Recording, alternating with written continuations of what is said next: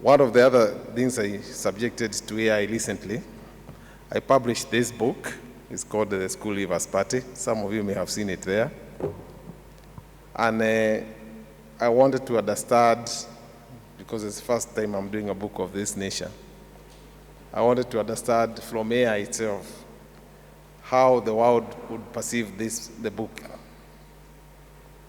And when I was doing that, I realized that AI actually does not understand our African way of doing things, which is what we call Utu Ubuntu. And I joked, I played around with the AI system. We sparred, we were kind of wrestling with the AI system itself. I was asking questions, pushing in one direction or the other. And I realized that AI thought that Utu Ubuntu is socialism.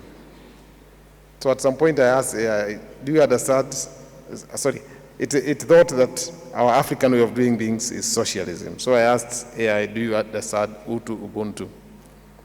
Yeah, then I think something clicked. I think from all its archives, that much data that is trained on, something clicked, and it started realizing that actually what I was talking about was something different. And I sparred with AI for quite a bit. Sometimes we spar until it admits that the things that I'm saying are actually what it ought to be, not what it thinks. So I decided to post. The only person I knew who understood or who thought about Utu Ubuntu was Dr. Kinyanjui. So I posted on Facebook what the results were coming out with this sparring. And I tagged Njeri.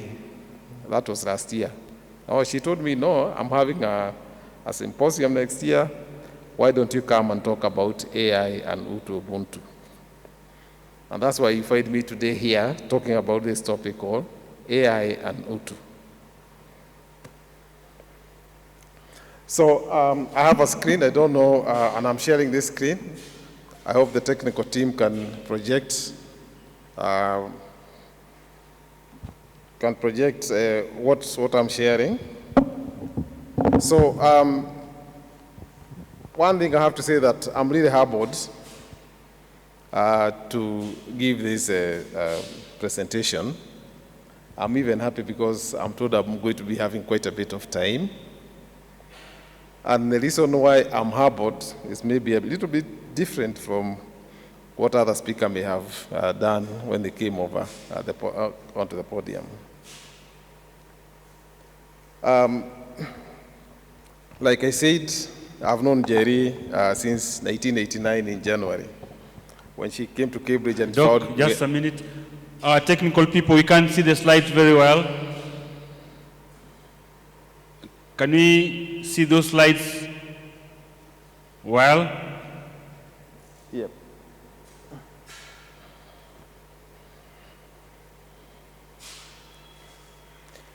So, continue, Dr. Yeah, so I'm saying that I'm really humbled because I've known Njeri for a long time. And I think many people here may not understand why this is a big celebration. And those who actually do may not be courageous enough to say it. It's all about the journey Njeri has gone through to get to where she is. So like I was saying, I met Njeri in January of 1989. I'd spent one term at Cambridge when she joined us there. And within that term, I'd learned a lot. Apart from knowing how to live in a wintry country, I had learned quite a bit about issues to do, let's call it racism, because that's what it is. Because the system that exists, or existed, I don't know, I'm sure it exists to some extent, to a large extent, not even to some extent. The system that existed then had, of course, ranked. You know, it is a hierarchical system. It's like a caste system, where we have people who have ranked themselves quite high up there, mainly from the shade of your color, the color of your skin, and for us Africans who are ranked somewhere down at the bottom. And it was a system that used to practice racism in a very subtle way. Then nobody will ever tell you anything that would be constituted or interpreted to be racist. But you knew because it would exclude you. Like you walk into a bus, you sit in a bus, then everybody next to you wakes up and leaves from that seat. In fact, we got to learn that because they didn't want to sit with us, anytime you got into a bus, then you had the whole seat to yourself and you spread your bags there. But of course it's bad because you feel like, is there something wrong with me? Because I'm of this color.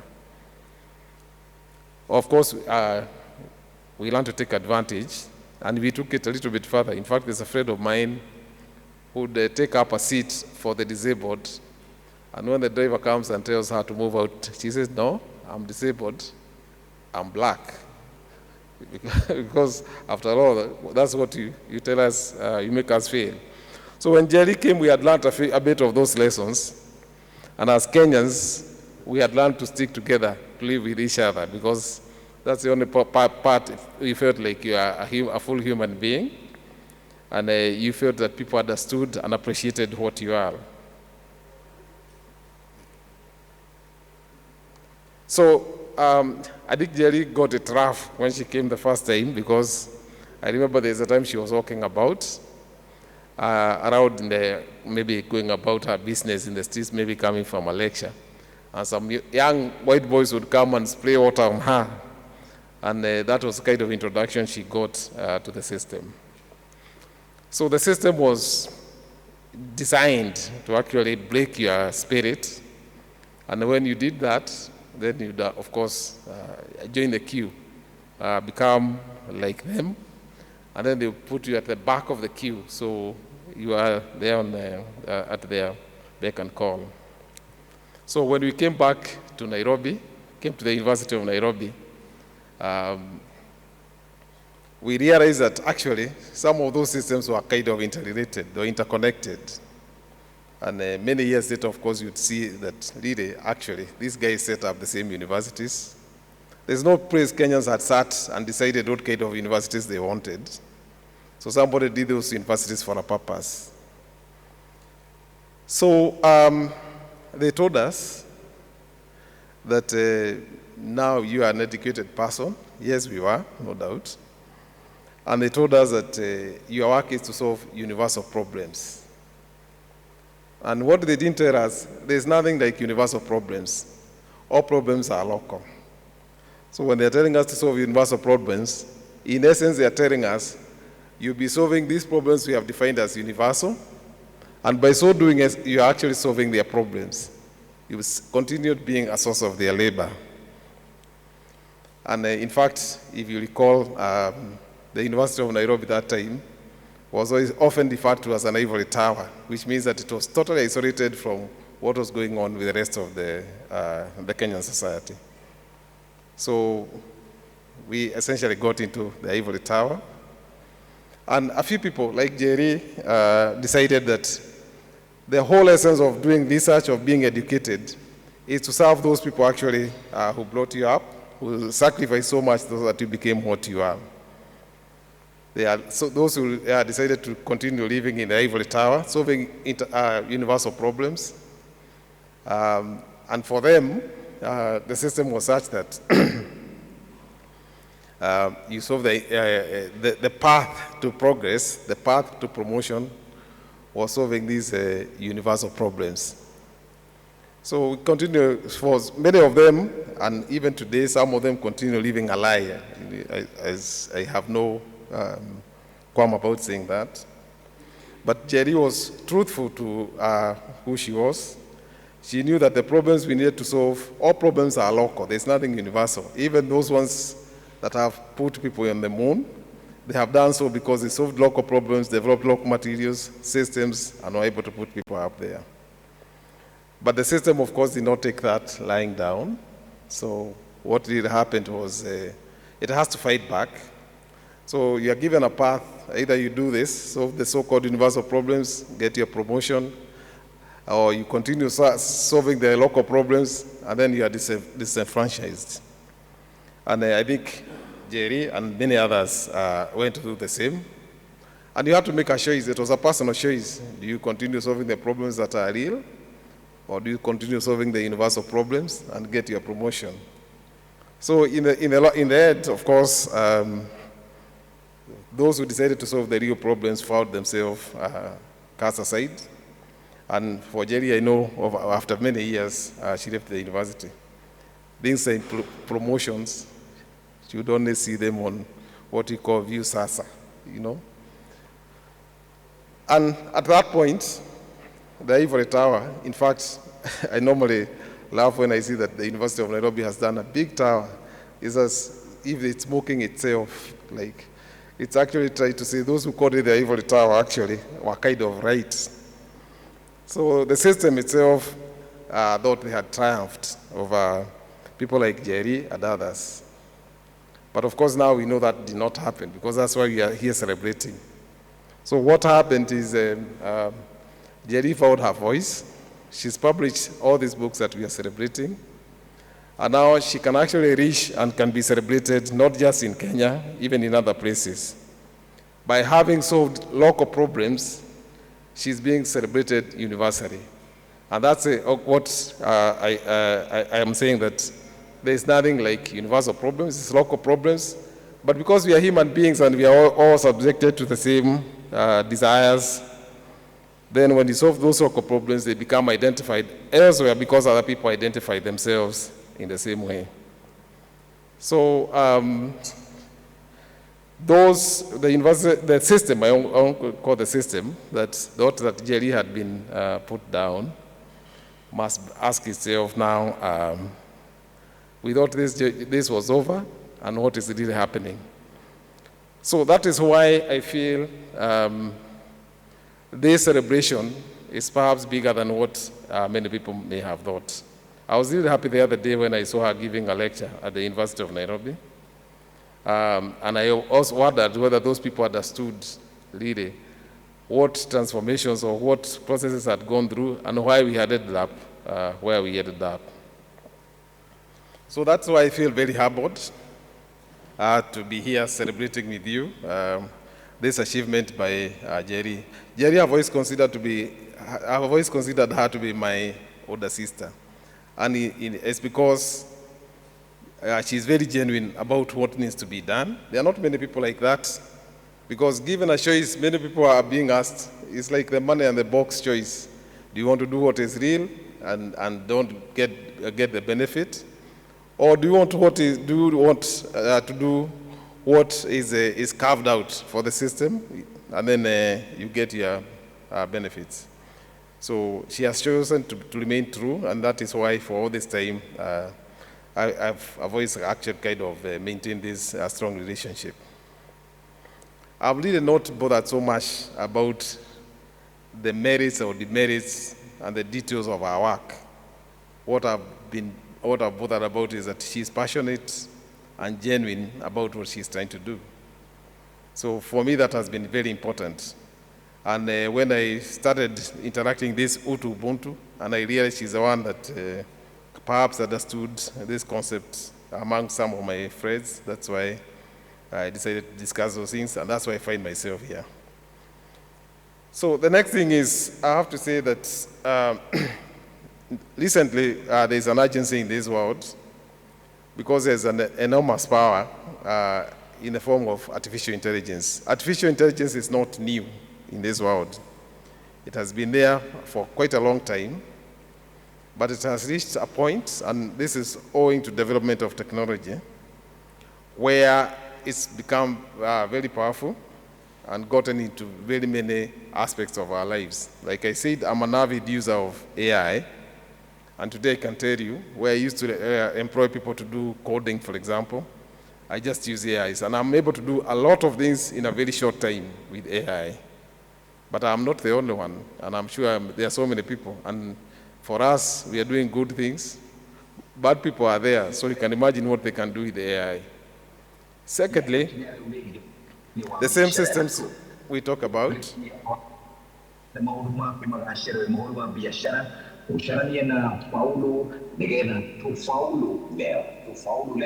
nĩ kuga atĩ customer ũrĩa ũratũthikĩrĩria mũthenya wa ũmũthĩ nĩ ũkũhota gũkorwo. Yep.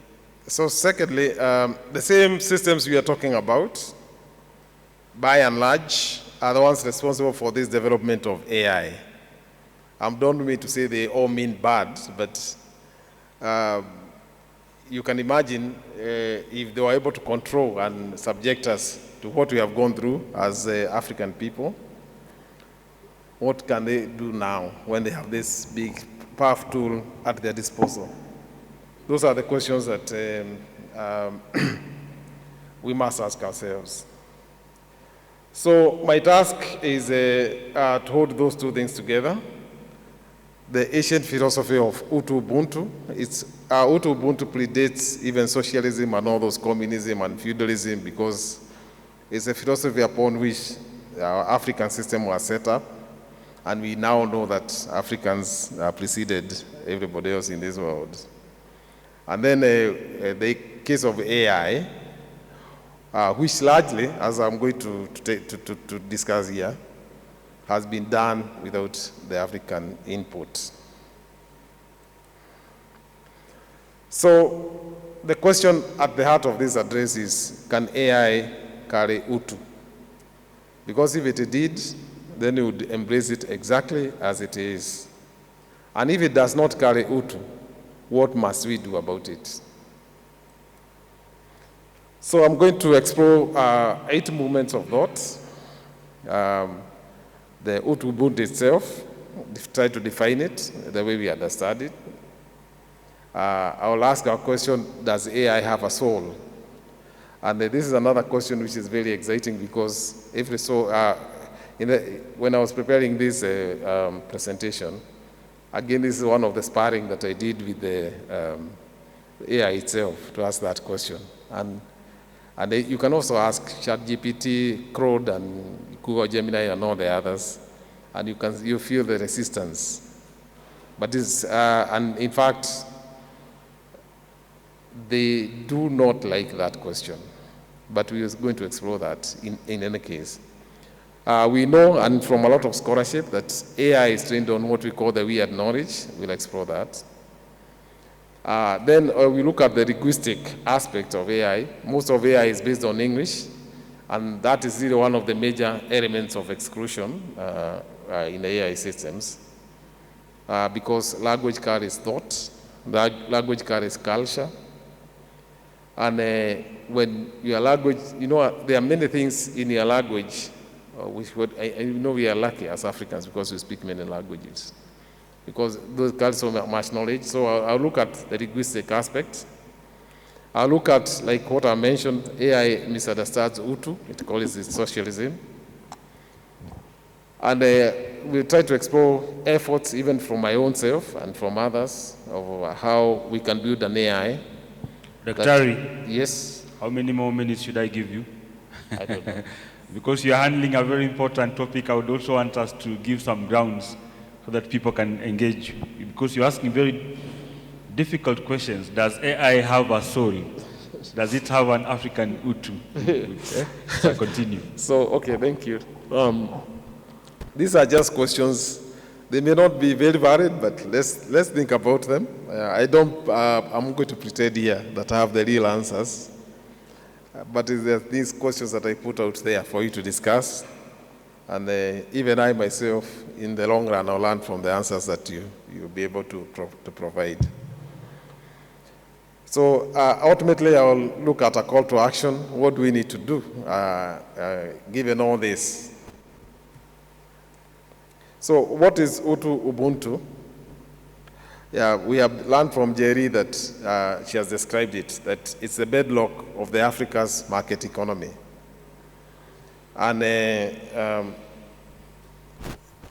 Utu is defined as humanness. It's a Swahili word, and I hope you can see that, but I'll read. The state of being a full, dignified, relationally embedded human person. That's what Swahili, that's what it means in Swahili. The state of being a full, dignified, relational, embedded human person. What all of us would desire to be. In Kikuyu or Gikoyo, Utu, we call it umodo, which means the essence of being human being. You know, if you heard, and this is a term you hear so often, I know some of you may not be Kikuyus, somebody says, oyo dale umodo, this one does not have utu or umodo. It means that what they are saying is that they can see you as a biological entity, but what you are is not complete to describe you as a full human being. So it is very important, at least from where I come from, that essence, or you radiate that essence that makes you a human being.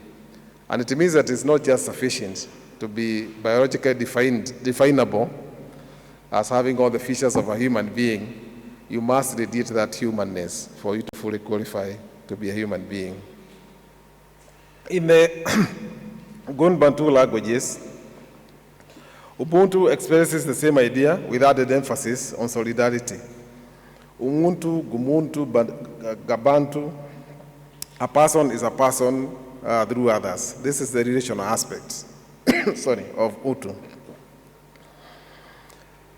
These are the foundations of an entire moral economic system, that is the Utu and Ubuntu, as documented by Dr. Kinyanjui in African markets and the Utu Ubuntu business model.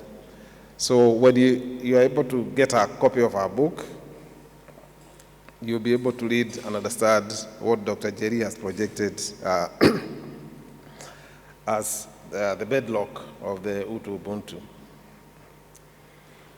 So traders who were once dismissed as hawkers by colonial law and lumped into the informal sector by the World Bank were practicing a coherent, sophisticated, humanistic economy. That's what Njeri tells us. So in as much as we see a human being, we define a human being not from the biological aspect, but the way they project the humanness.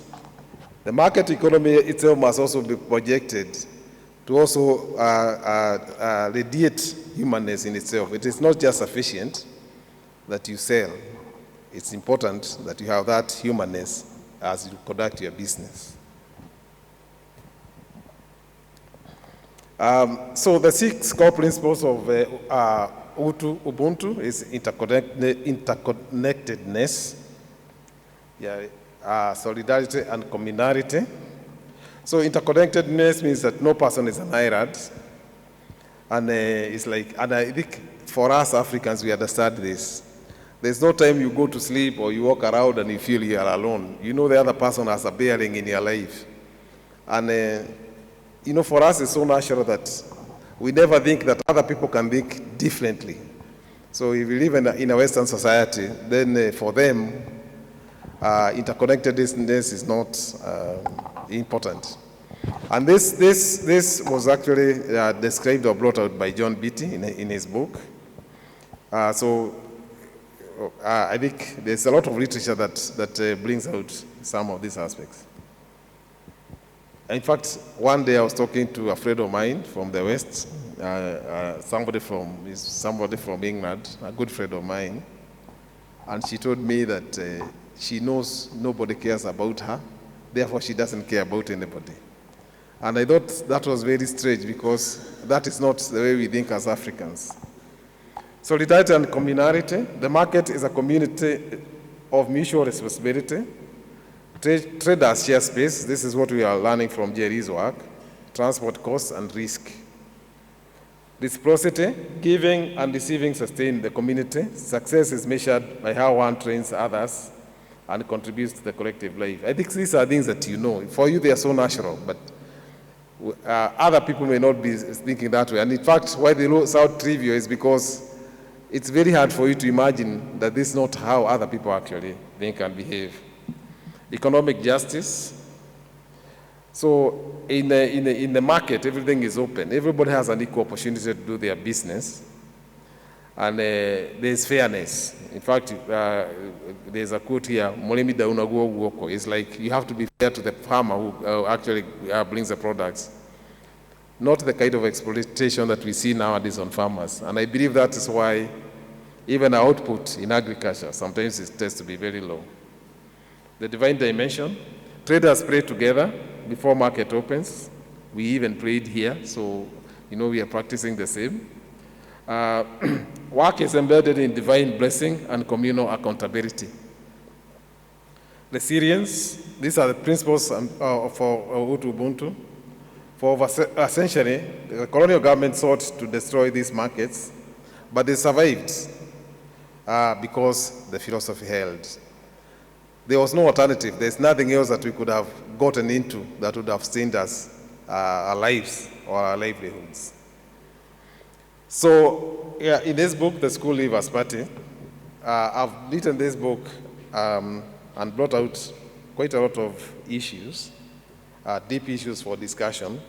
But I've based it on a very small, deceptively simple problem.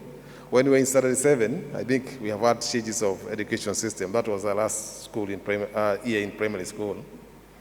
We had to raise 1 shilling, a lot of money then, for a school, a young boy, and then to actually conduct a farewell party.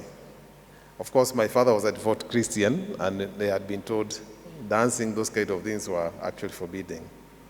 So I had to devise a plan. I had to join other people, other schoolboys, and we go to the coffee picking. But when we got there, I didn't realize that actually these people who were veteran pickers, they knew that you had to carry githeri, you had to carry some food. And when I went there, I didn't carry anything. I just carried the sack for harvesting the coffee. By lunchtime, I was hungry. I didn't have food. The coffee, the chemicals from the coffee bushes were making me nauseated. Now, I couldn't go home because I had to wait for everybody else. But what happened is the people I was with, some of them who are my classmates, they shared whatever food they had. But at the end of the day, when we had to present what everybody had picked, I hadn't filled I think I got 3/4 of a debe. But surprisingly, they all shared a little bit of coffee sherries, and my debe was full, so I was able at least to earn the 50 cents. I didn't go home empty-handed. What saved me was not individual enterprise, it was solidarity. So in our system, then and even now, this solidarity has always been practiced. So they continued their own cherries. They lost their own money because it would add them more money, so that I could earn my 50 cents. So Ubuntu did not live only in the philosophical textbooks. It lived in that track that we took when we went to pick the coffee cherries. On that farm where we picked the cherries, and in those shared handfuls of maize and beans, the githeri they shared with me. So I was like them. So at the end of the day, we are okay. So I think when you read this book, it's not just about that story, but I hope you'll be able to get a copy of it, because I've gone deep to project how life was and why some of these things are the way they are. So I think for very many people, when we look at those juakaris, the small markets, we just think people are just surviving, but it is not true. Dr. Kinyanjui has surveyed 674 traders, 604 traders and artisans, and 80% of them felt personally responsible for maintaining harmony in the market community. And over 90% of them actually are flourishing. They have gone to set up bigger businesses. So we should not belittle these, what we call the informal markets. Just say people are just surviving. No, they actually mean more, and they can get you very far. In any case, even the small businesses that we do, we always call them juakaris. And yet some of them end up becoming big businesses. So now we come to the question that I talked about earlier. Does AI have a soul? AI is presented as neutral, but in essence it has a soul. Because what happens is that AI is trained on, and we are going to talk about this. AI is built by people funded by corporations with interests, and trained on data created by people with worldviews and deployed in contexts shaped by power. What we mean by this is that The people who build AIs have a purpose. They are not just doing it just because, I don't know, it's like a hobby. No, no, no. These are people who are projecting big businesses. They are also projecting their power and control. So it's not like AI is neutral. In fact, AI is very clever, and sometimes I'm sure some of you use AI. Always, like, use ChatGPT at the end, it says, oh, this is very, very good, but I can improve it in this kind of way. In fact, ChatGPT is so polite, it never even tells you that you are wrong. It brings it very politely, but at the end it tells you, oh, I can improve it this. That improvement, it keeps you, is actually first of all trying to take you into the way of thinking, and also earning from you, because the more you continue using it, of course, you learn low on tokens, and you have to pay a little bit more. So they are not just neutral. When you ask a large language model a question, you receive a response filtered through accumulated choice of its engineers. It's not neutral. The data that you get is based on what was actually put there by the engineers, and they chose it for some reason. The shareholders who are trying to maximize profit, even when they are told how to develop it, they must be told, well, of course, you are at work, you are employed. You also have to tell us how we gain or make money out of these things. We cannot have an honest conversation about AI and Africa unless we first dispense with the fiction of neutrality. And I think this will come out a little bit more as we continue with this discussion. So the evidence is there in the scholarly works. A study in 2025 found that AI models tend to reflect the political ideologies of their creators. These are things that are already out there. I think I'm going to give this presentation for those who may want to look at certain aspects of it. MIT, Sloan, language shapes output, that we know, and we talk about it. Springer scholars describe AI performing ideological functions, normalizing hierarchies. So the studies are out there. These are not just my own observations. There are studies that you can pick that you actually confirm or bring out this kind of the same similar sentiments. You know, AI is mainly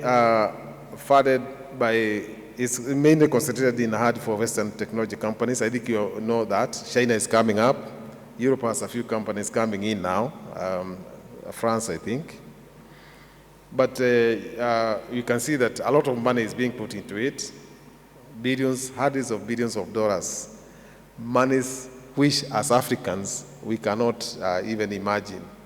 You know, we are still grappling with. Even $1 billion is a lot of money for us. When you do a $1 billion project, for us as Africans, is a very big project. But here we are talking of hundreds of billions of dollars being put into the AI. We know that Microsoft invested $14 billion in OpenAI. Amazon has invested in Anthropic, $8 billion. Google's commitment to AI and cloud computing, in 2 years, $100 billion. These are big monies. So, and you think these big monies are being put there for you as Africans? Yes, only in a way to actually subject you to what the systems want you to do. AI is trained in what we call the weird knowledge, and weird means Western, educated, industrialized, rich, democratic. And I don't think you need to be told that, because, you know, AI is developed by training on large data that is available, and mainly from the internet and from all over. But how much of that data is African? Most of that data is actually in the Western world. It's based on people who are educated, because they are the ones who put data into the internet. Industrialized, you know, this you don't need to be taught. And the narrow slice of humanity behind most of the psychological research underpinning AI and cognitive science is actually based on that type of training. So a landmark's 2010 study found that up to 95% of research participants came from societies representing only 12% of the global population. So you can divide one by the other. 95 divided by 12.12, almost 10 times. So that's what the power these 12% of the people gain, because they are the ones who hold those systems. So we had populations, and these are Western society populations. They are the societies that don't understand Ubuntu. They are highly individualistic, analytically oriented, and attribute outcome to individual traits rather than relational context, like in Ubuntu. So, and this lands deep. Even multilingual LLMs continue to behave weirdly, because, and we'll look at this when we look at the language. There are some large language models that are not strictly using English. Then we have collected data from elsewhere. But for some reason, they normalize that data and translate it into, they either normalize or translate it. And normalization means actually it's like almost making it behave like, it's like looking at it in the lens of the English, the weird way of looking at things. AI is not, so let me talk about, let me skip a few things, because time is not, don't have much of time. In Africa, we have 2,000 languages, and in fact,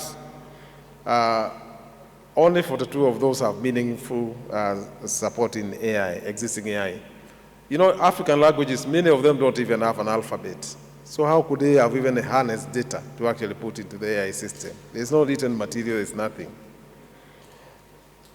So of Hausa sentences, ChatGPT recognizes a language spoken by 94 million people, 10 to 20%. So of Hausa sentences, for example, one of the languages that, and Hausa is a big language, ChatGPT only recognizes 10 to 20% of that language. You can imagine what happens to the other languages.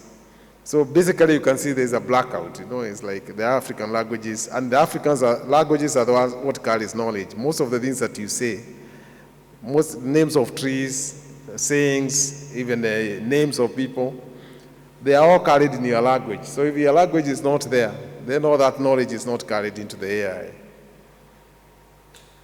So a lot of data is lost in translation because they try to, when you translate, you lose a lot of meaning and you try to flatten. I'm not going to go into the details because of time. The other thing that I need to talk about is our own effort in terms of, I think, our own contribution. We have developed a Kenyan English database, try to define our own language. And we know that with this kind of database, we are able to also to project quite a bit of information into eventually, because that's the language that we use, that's the language I'm talking. We hope in the long run it can actually project a bit of thinking into the AI system without going through a lot of translations. And this database says our language exists, our voice has structure, our people deserve to be served by technology in the way they actually communicate. So instead of, even the way we communicate in English itself is very different from, let's say, the way a Western person will project their own language. So I think I mentioned that AI misunderstands Ubuntu, it calls it socialism, which is not true. If you ask about Shama, it will likely describe it very different from the way we understand Shama itself. Ask it about informal trading, it will flag informality as risk. It will just show all the things that would not work about it. But Ubuntu is not socialism. It predates European left by a millennia. It does not abolish private ownership. So, I think all the long things, especially when it comes to politics, when they don't want something to be seen there, they say many negative things about it. But it's better I like that from the beginning we correct that Ubuntu is not socialism. And anybody saying that, you see somebody who is hitting on us in terms of the way we do our own things. Yeah, there is a quote that I heard Margaret Thatcher say when we were in the UK, and she kept on saying it. She said there is no such a thing as society. There are individual men and women and their families. And this now became really the cornerstone of the neoliberal economies that you see today. It's like you have to act by yourself, other people do not exist.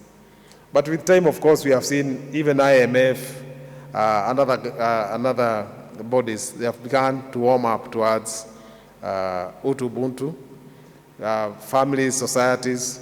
So many years later, the evidence is in, and we can see that we cannot say Margaret Thatcher was right.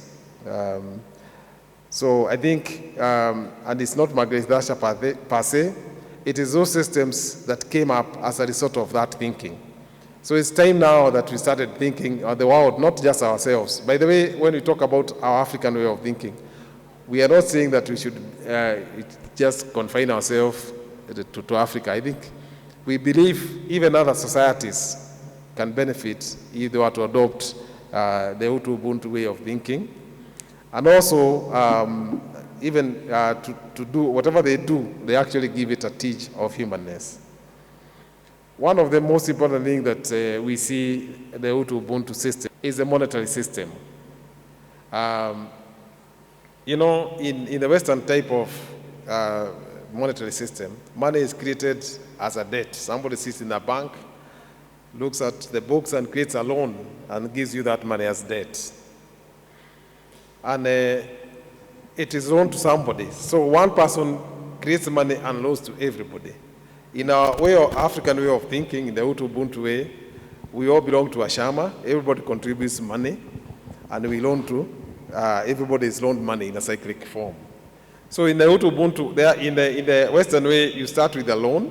In our Ubuntu way, everybody is a lender, and everybody gets their money.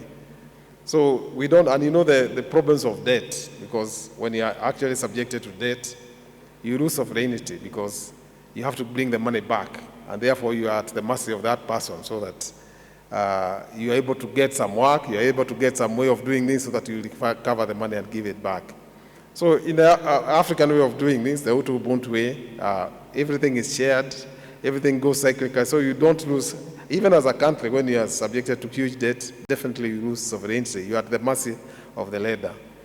And some of these principles are the ones that we need now to start seeing coming into even our monetary system, so that they all become sustainable and they serve human beings better, for that matter.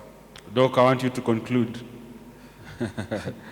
So I think time is gone, so I'm not going to continue. At some point I have to stop. So AI as contribute does not have humanness, for it was not factored in its conception and development. If it was not factored, where would it have got it from, unless by chance? But we know it was not. It does not have Utu. What it is a pattern matching at enormous scale. So let me go to maybe the last slide, a call to action. For researchers, what do we need to do? And here I've borrowed Dr. Kinyanjui's example. And I've said that we need to go into the market, listen, document. Oral traditions and solidarity structures are national treasure. We document all these. And potential training, we correct potential training data for putting into the AI, so that AI finally understands African economic life, so that we ensure that it contains African knowledge. So we collect data, we listen. Some of those are oral, so we are able to project them, and we do it ourselves because we are the people who understand. To technologists like us, we build in African languages, AI in African languages, or bring into AI knowledge based on African languages, Kikuyu, the Luo, Kalenjin, Kaba, and all the other, not just the Kenyan languages, but the whole of Africa, and not just Swahili for that matter. So for policymakers, we mandate African languages representation in AI system. The policies are important, maybe at Africa Union level. We need to start demanding that these AIs that are being used, they have to have sufficient content. They have to be trained on sufficient content of the African data. And to this community, we have to honor Dr. Kinyanjui's legacy by refusing to separate the economic from the human. You know, we are saying that the economy cannot just be that you just go make money. It has to have a human angle to it.